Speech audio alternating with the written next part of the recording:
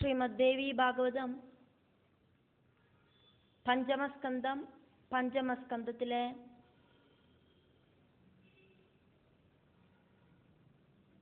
10ാമത് അധ്യായം.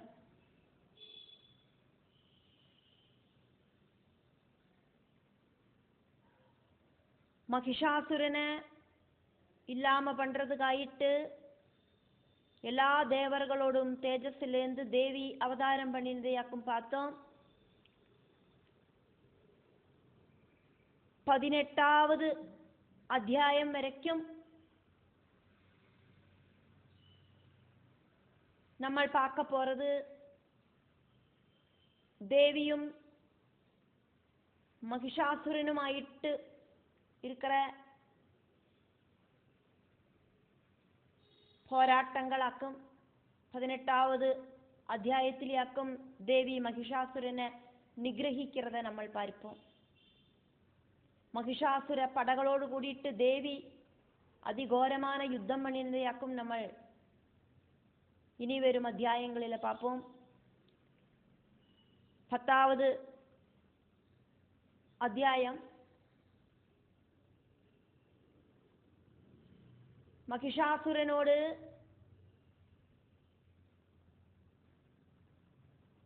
மந்திரி தேவியை பார்க்க வந்துட்டு சொன்ன விஷயங்களும்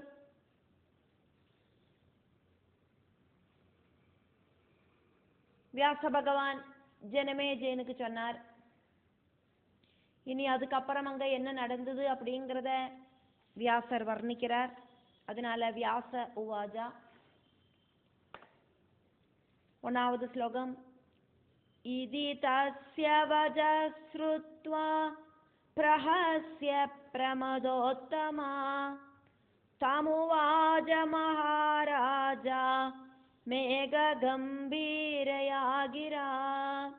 மகாராஜாவே, ஜனமேஜய ராஜாவே, இப்படி அந்த முக்கியமந்திரி வந்து சொன்னதை கேட்டுட்டு அந்த அம்பாள்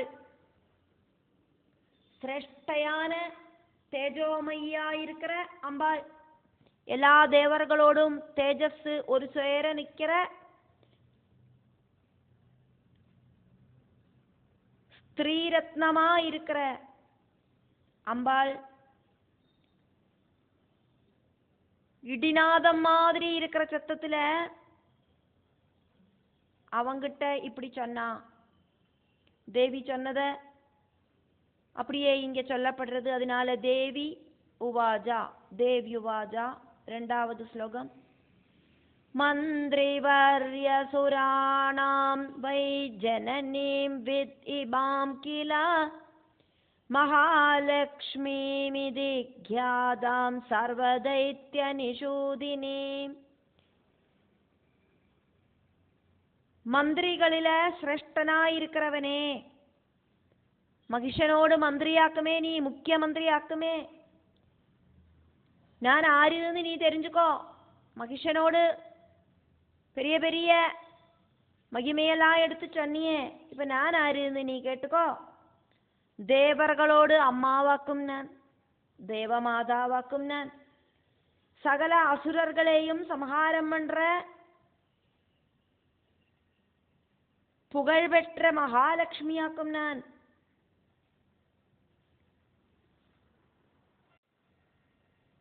மூணாவது ஸ்லோகம். பிரார்த்திதாஹம் சுரை சர்வைர் மகிஷஸ்ய வதாய ச பீடிதைர் தானவேந்திரேன யஜ்ஞபாக பகிஷ்கிருதைஹி. யஜ்ஞபாகம் கிடைக்காதவாளுം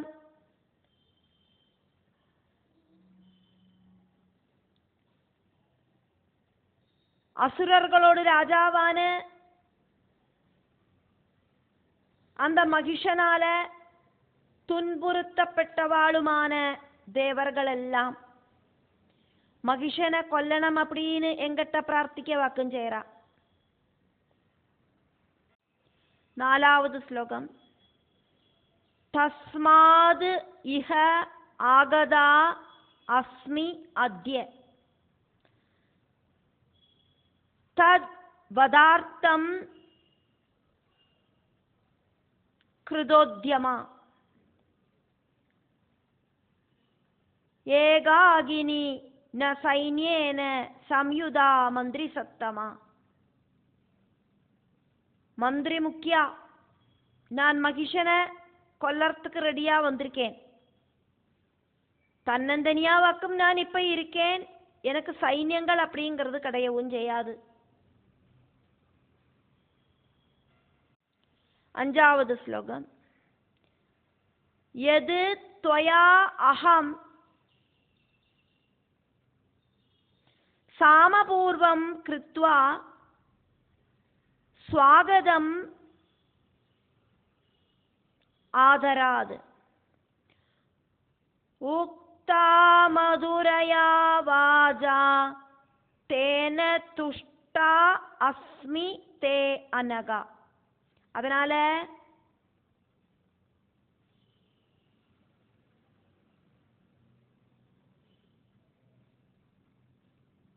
என் பக்கத்துல வந்து நிக்கிறவன் ஆனதுனால நீ ஜாஸ்தி பாபம் இல்லாதவனாக்கும். அகம் ஜனனா பாபம், அனகா ஜனனா பாபம் இல்லாதது. இந்த அசுரன் எப்படியாக்கும் பாபம் இல்லாக்கி ஆனான் அப்படின்னா தேவியோடு பக்கத்துல தேவிய பார்த்தானே, அதனால அவன் பாபம் இல்லாதவன். நீ ரொம்ப சாஃப்ட் ஆயிட்டு வினயத்தோடு கூடிட்டு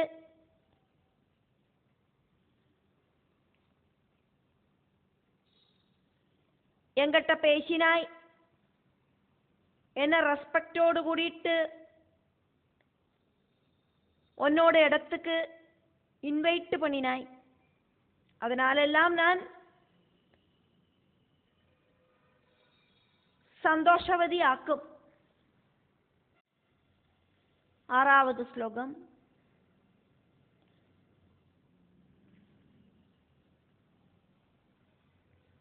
நோ சேதன்மீதृशा त्वां வை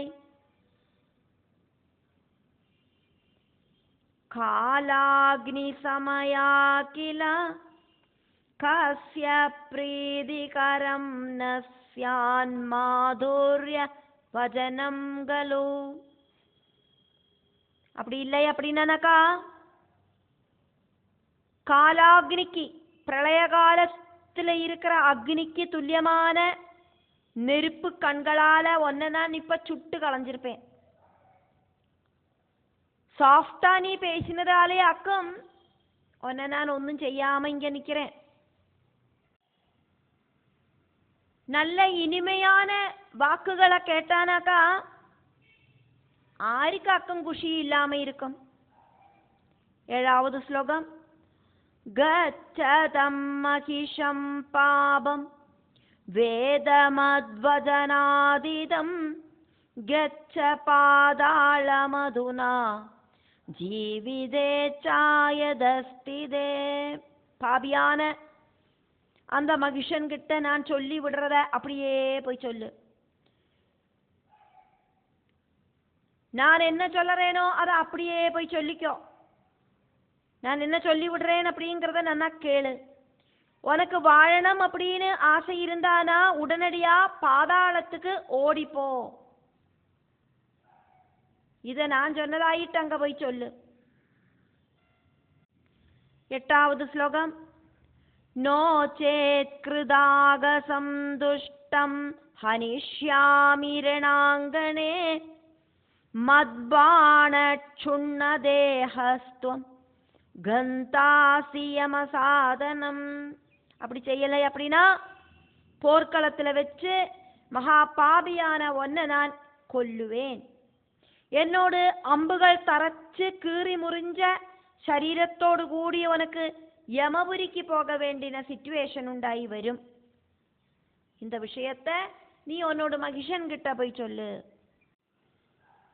9வது ஸ்லோகம். தேவி பல விஷயங்களை சொல்லறா, அதெல்லாம் அங்க போய் சொல்லு அப்படின்னு மறுபடியும் சொல்லறா என்ன சொல்லணும் அப்படிங்கிறத. தயாலுத்வம் மமேதம் த்வம் விதித்வா கச்ச சத்வரம் ஹதே த்வயி சுராமூடா ஸ்வர்க்கம் பிராப்ஸ்யந்தி சத்வரம். என்னோடு கருணை உள்ளத்த புரிஞ்சுண்டு நீ சீக்கிரமா உன்னோட உயிரை கையில பிடிச்சுண்டு பாதாள லோகத்துக்கு ஓடிப்போ. உன்னை கொல்லாதைக்கு நான் விடுறேன். அது என்னோடு கருணை அப்படிங்கிற பாவம் காரணமாக்கும். அதை நன்னா புரிஞ்சுண்டு நீ சீக்கிரமா பாதாள லோகத்துல போய் ஒளிஞ்சுக்கோ. டே முட்டாள், நீ இறந்து போனானா உடனடியா தேவர்கள் சொர்க்கத்துல போய் ஆட்சி பண்ணுவா. தேவேந்திரன் இந்திர பதவியில போய் உட்காந்துப்பா. 10வது ஸ்லோகம். தஸ்மாத் கச்சஸ்வ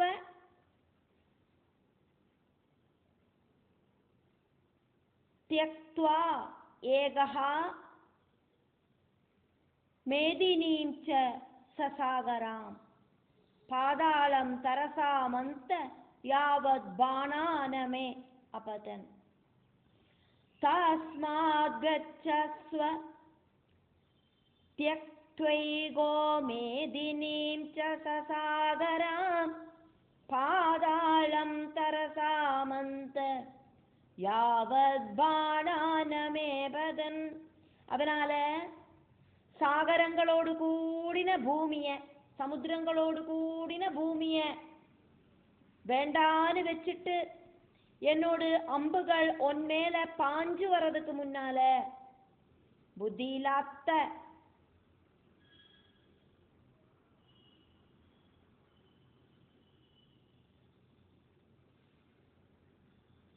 அசுரா, தனியா நீ பாதாளத்துக்கு ஓடிப்போ.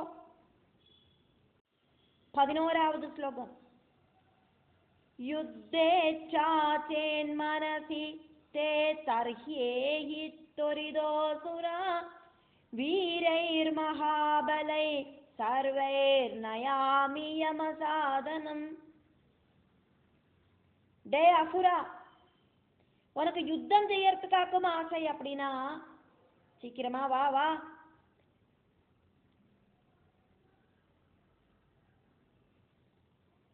நீ உங்கூட கூட்டிட்டு வர சதுரங்க படகளோடு கூடிட்டு உன்னை நான் யமபுரிக்கு அனுப்புவேன், உன்னை கொன்னுடுவேன். 12வது ஸ்லோகம். யுகே யுகே மகாமூடா ஹதாஸ்த்வத் சத்ருஷா கிலா. யுகே யுகே மகாமூடா ஹதாஹ த்வது சத்ருஷாஹ கிலா அசங்யாதாஸ்ததா த்வாம் வை ஹனிஷ்யாமி ரணாங்கணே. டே முட்டாள்,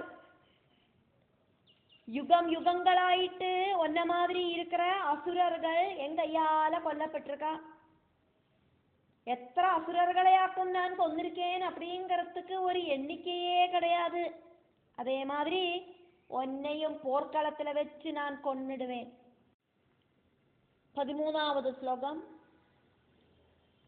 சாஃபல்யம் குரு சஸ்திராணாம் தாரணே தோஸ்ரமோன்யதா தத்யுத்யஸ்வமயா சார்த்தம் சமரே சமரபீடிதா. அஸ்திரத்தை தரிச்சுண்டு யுத்தம் செய்யறதுக்காக்கும் உனக்கு ஆசை அப்படின்னு எனக்கா.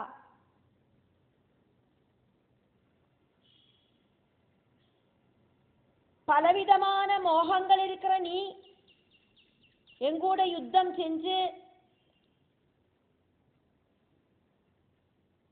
உன்னோடு கையில இருக்கிற அஸ்திரங்கள் தோக்காம பார்த்துக்கணும். உன்னோட கையில இருக்கிற அஸ்திரங்கள் உபயோகிச்சு எங்கிட்ட யுத்தம் பண்ணி அந்த அஸ்திரங்களுக்கு என்ன தோக்கடிக்கிறதுக்கான எபிலிட்டி உனக்கு உண்டாகணும். 14வது ஸ்லோகம்.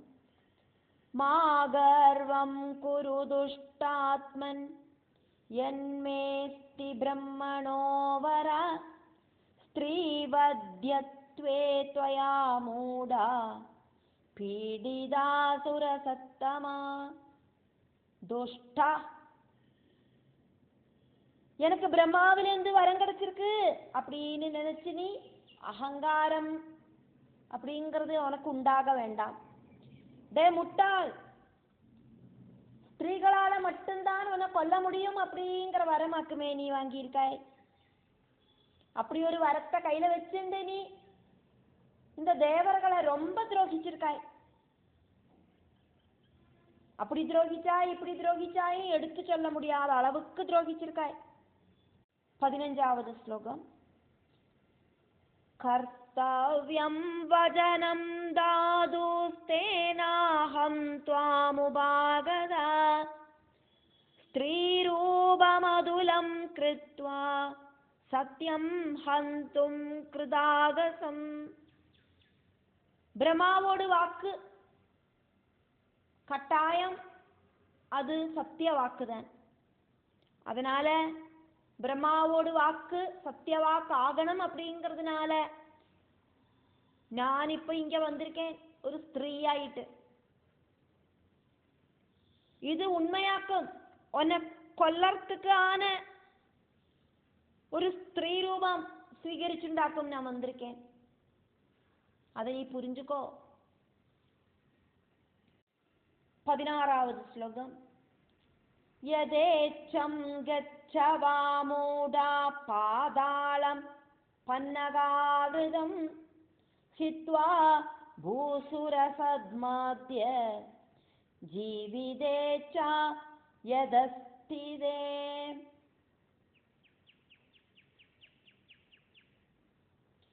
டே முட்டாள், அறிவில்லாதவனே, உனக்கு நான் உயிர் பிச்சை தரேன்.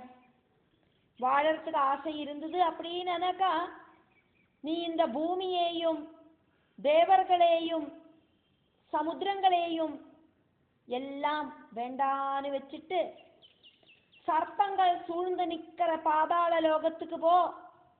அப்படி இல்லைன்னா வேற எங்கேயாவது போ, உன் விருப்பப்படி போ அப்படின்னு தேவி சொன்னா. அதுக்கப்புறம் அங்க என்ன நடந்தது அப்படிங்கிறத வியாச பகவான் சொல்லறார். அதனால வியாச உவாச்ச. 17வது ஸ்லோகம். இத்யுக்த சததோ தேவ்யா மந்திரி ஸ்ரேஷ்டோ பலான்விதா பிரத்யுவாஜ நிசம்யாசௌ வதனம் ஹேது கர்ப்பிதம்.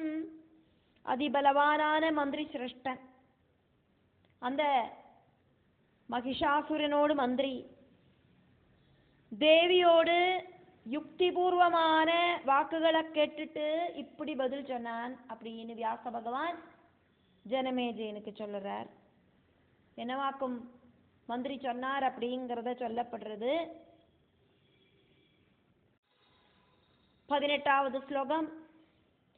தேவி ஸ்ரீ சதிருஷம் வாக்கியம் ப்ரூஷே த்வம் மதகர்விதா க்வாசௌ க்வத்வம் கதம் யுத்தமசம்பாவ்யமிதம் கிலா. தேவி, தேவர்களிலேந்து தேவர்களோடு சைதன்யத்திலேந்து உண்டானவளே, நீ அகங்காரத்தோடு கூடிட்டு ஸ்திரீகள் பேசுற மாதிரி ஆக்குமே என்கிட்ட பேசுறாய். உன்னை விட எவ்வளவோ உயர்ந்தவனாக்கும் அந்த மகிஷன். அந்த மகிஷன் எங்கே, நீ எங்கே? நிறைய நிறைய படகள் இருக்கிற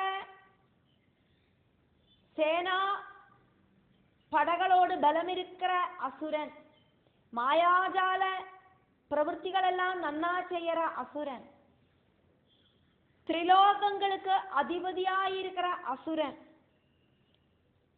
அவ்வளோ பெரிய அசுரன் கிட்ட சாதாரணமாயிருக்கிற நீ ஒரு எப்படியாக்கும் யுத்தம் பண்ணுவாய்?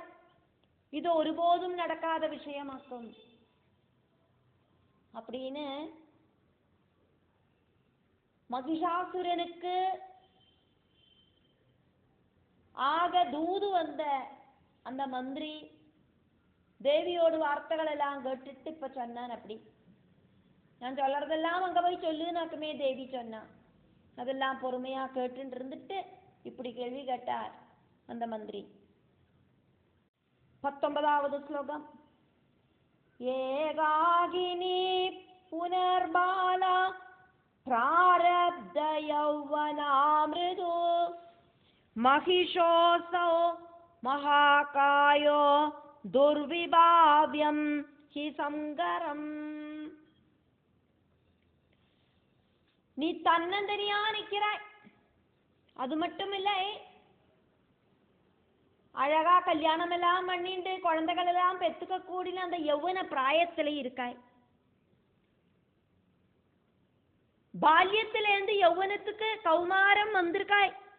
கௌமாரத்திலேருந்து யௌவனத்துக்கு வந்திருக்காய். அவ்வளவுதான். உனக்கு பக்குவதை பத்தாது. மகிஷன் நல்ல சக்தி வாய்ந்தவனாக்கும். அவனோட சரீரம் அப்படிங்கிறது பெருசாக்கும். நீ இத்திரூண்டு இருக்காய். மகிஷன் கிட்ட யுத்தம் பண்ற அளவுக்கு திராணி அவங்கிட்ட இல்லை. அவங்கிட்ட யுத்தம் பண்ணலாம், அவர்கிட்ட யுத்தம் பண்ணலாம் அப்படின்னு நீ நினைக்கவே வேண்டாம். அசுரர்களோடு தலைவனாயிருக்கிற எங்களோட ராஜாவான மகிஷன் கிட்ட யுத்தம் பண்ணி ஜெயிக்கலாம் ஒன்னும் நீ கனவு காணாதே. 20வது ஸ்லோகம். சைன்யம் பகுவிதம் தஸ்ய ஹஸ்த்யஸ்வரத சங்குலம் பதாதிகண சம்வேதம் நானாயுத விராஜிதம். ஆனப்படை, குதிரப்படை, தேர்ப்படை, காலாள் படை தொடங்கின சதுரங்க படைகள் இருக்கு. அப்படி நிறைய நிறைய அச்சௌகிணி படைகள் இருக்கு. ஆயுதம் தெரிச்ச நிறைய நிறைய காலாள் படைகளும் இருக்கு. தன்னந்தனியா ஒன்னால எங்களை ஜெயிக்கிறதுக்கு சாத்தியமில்லை.